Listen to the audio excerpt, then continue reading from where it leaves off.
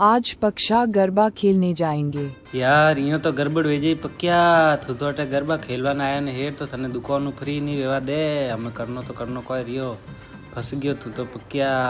हमें नो एक ही इलाज है हेटोर धके हमें दबीन नहीं रहनो है हम जवाब टेकनो हेटो ने आडे कट हमें बोले तो अपनी पास हमें बोलनो बस हमें वही इलाज है। अरे हमें बाळे ने कॉम करे नहीं कटियो बाका फाड़ी रियो कौन करे तू